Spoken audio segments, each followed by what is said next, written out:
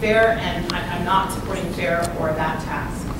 If we went to a flat tax, that's where we need to end up eventually. But if we went there now, the tax burden would be way too heavy for us to deal with it. So what we have to do is lower the tax rate, broaden the base, fix the tax code, get our spending under control, then we can start looking at more of a flat tax. But there are steps that we've got to take to get there. Your ultimate ideal, even if it's way down there, the road would be what? Would you maintain some of the deductions? Would you get rid of all deductions? I would go to a flat tax. So that way it's No deductions. Yes. And how about exemptions? Again, we have over 47% of our fellow Americans that don't pay taxes at all because there are some exemptions. I think that flat tax. When I say exemptions, they're the exemptions per dependent. Mm-hmm. You have that portion, and then you have deductions on top of it. Would you get rid of all of it? I would. I'm a personal mortgage. So that's a deduction, more. Yeah. Deduction. Yeah. No, so you're talking about exemptions in terms of your family, your household Right. family. Again, I'm a personal responsibility person. I know that when I have my children, I'm able to care for my children, to take care of my children with what, in terms of having the ability to budget in my own home. So yes, I would go to a flat tax eventually. That's where I get to. And then would that rate be equivalent to business rate? So we're not messing around with whether we earn our money as a business or whether Yeah, again, remember I talked about, you have to understand 80% of the people that own businesses here, small businesses, they file individually, and the tax burdens are very heavy for businesses. So that would entail, again, being able to lower the tax burden off of these businesses so that we're able to have a good, broader base, lower tax, broader base. Yes. Would you have voted for the NDAA, and how do you feel about indefinite detention? I would not have voted for the NDAA because it has that one issue in it that throws away our rights as citizens. The things that I believe threaten us more than anything else is the constant trampling of the Constitution and our debt. Those are the things that threaten our freedom and our sovereignty. So NDAA, the indefinite detention of U.S. citizens, takes the 4th, 5th, and even the 6th Amendment, throws it out the window. With that, how would you stand up to leadership when they can come to you and say, you'll never see any of your bills hit the light of day unless you vote for this bill? Okay, there's a difference between compromise and cooperation. I'm willing to cooperate, but there are several things that I do not compromise. And again, that is that document that everybody swears to uphold.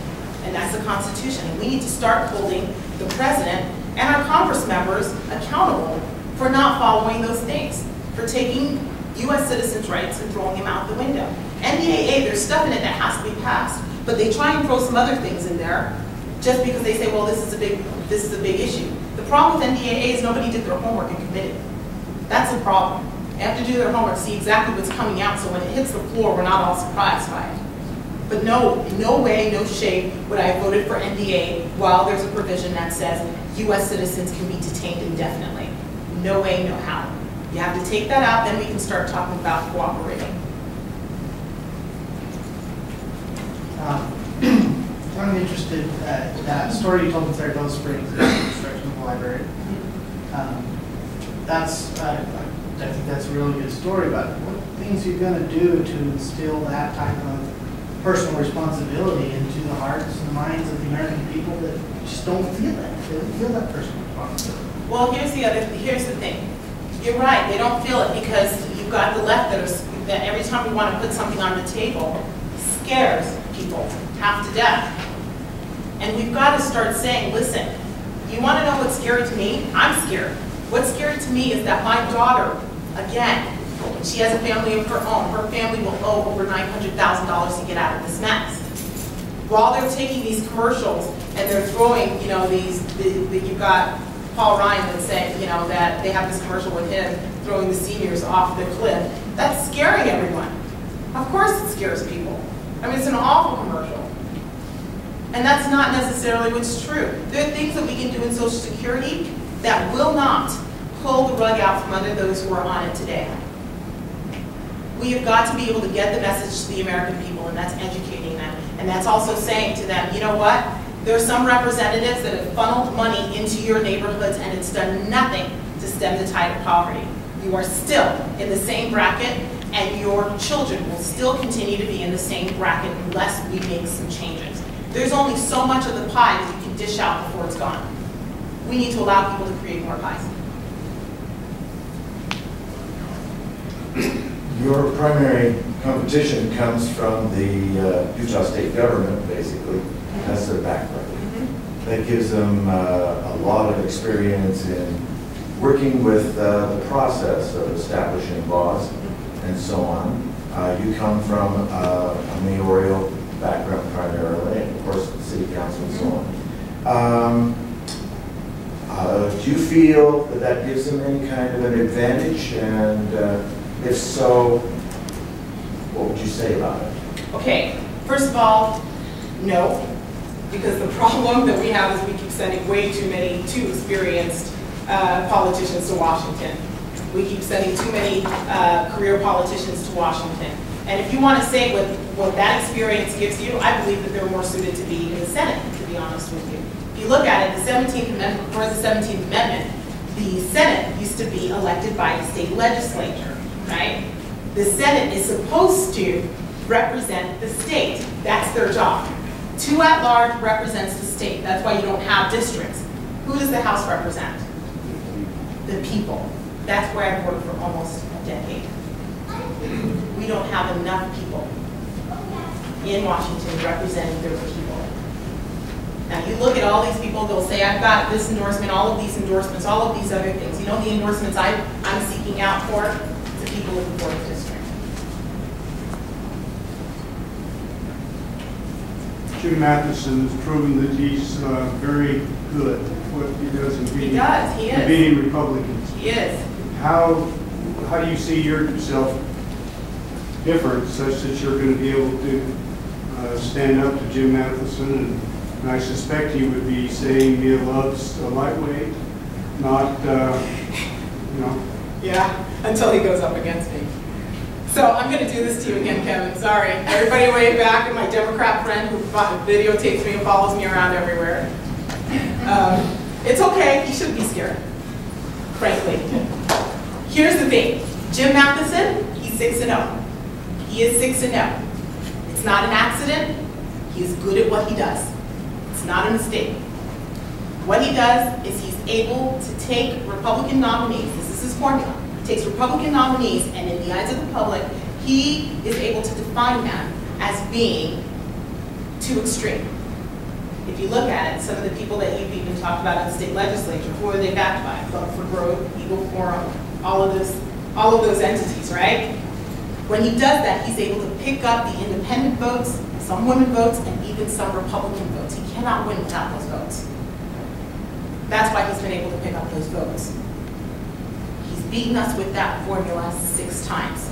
And if we hand over any of the other Republican nominees that are in this district to him, we will be handing him that formula a 7th time. Somebody please tell me what the definition of insanity is. Okay, so Jim Matheson has never been up against a candidate like me, ever, before. Let him try and define me. What is he going to define me as? What does that mean? And when you say he's never been up against a candidate, I mean, a black woman would be one thing, but define that beyond the I talked about the different types of endorsements, right? I talked about those things, which is the same thing he used up against, he used to beat John Swallow, for instance. We talked about those things. Let's be clear. Again, Saratoga Springs doesn't have the best bond rating because I'm black. No, that didn't happen. It happened because of the policies that we were able to put in place. I'm being very clear about that. I was elected 60% of the votes because of those policies and because Saratoga Springs now is on firm financial standing. But what I mean by that is because of who I am and where I come from, he is unable to define me like he has the other 6, and the way he will the next 3 that we put up against him, or the other 3 that we put up against him. because of who I am and where I come from. I am the daughter of parents who came here with nothing, with absolutely nothing. How is he going to define me? According to the left, I'm not supposed to exist. It's hard to define somebody that's not supposed to exist, really. That's the only reason why I'm in this, is because I believe I can make a difference. I believe I can go and get our fellow Americans to come along with us. So that's what I mean by that. I suspect Jim Matheson's going to bring to the debate a lot of money. Where will you be able to get those resources to counteract that? Well, Part of the money. Jim Matheson knows that the NRCC, that he is their number one target. I'm pretty sure he knows that. He is the number one target of the Republican Congressional Committee. So a lot of the funds, there's going to be in it. We've got a lot of funds here. I mean, we've raised a lot of money in the past. We've just started in January, to be honest with you. Just started in January, and we already, we're up to about $100,000 now.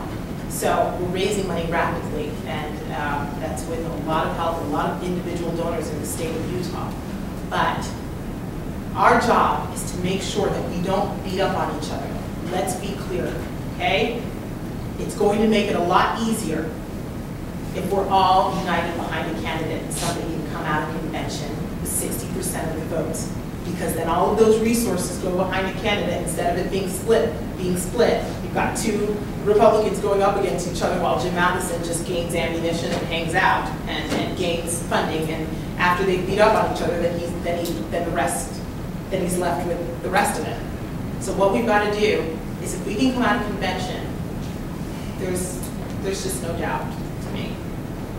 The RNC was a little absent in the last one, though. Is redistricting going to make a difference this time? Because doesn't the district give us a better opportunity for the GOP, the new boundaries? It does, but let's again be clear. He's been redistricted before. Well, I'm just hoping that you're right about the RNC bringing. Oh yeah, and I asked John Black about that. I said, you know, is it going to be too late? Because too many people say, hey, you come in when it's too late. He says, we will not allow that to happen again. We will not allow that to happen again. You know, one of the things I dislike about Hatch is that over 90% of his money comes from out of state. It sounds like you were saying a good thing when you'll be getting so much money from out of state. How will we trust that we can't follow the money that your ownership, or the people that have given you money come from out of state? Because I think that Hatch is owned by out of state. Okay, so by the way, by the time you get there too, I'm the Republican nominee, right? That's what I'm saying. So you've already voted for your nominee.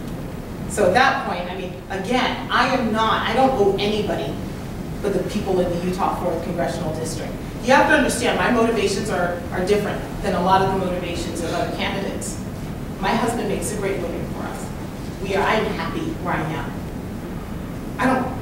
This is not what I want to do. It's not, this is not like, yay, fun. This is not what, there's a job to be done. And the thing that motivates me, the people that motivate me are my children, our children. And if we start opening up the eyes of the American people, we're going to notice that our children are in big trouble. Somebody's going to have to pay for these bills. That's them. That's what motivates me. Nothing else motivates me. That's the only reason why I'm going into this. Only reason. It's going to be a sacrifice. I'm okay with it. I will stand up and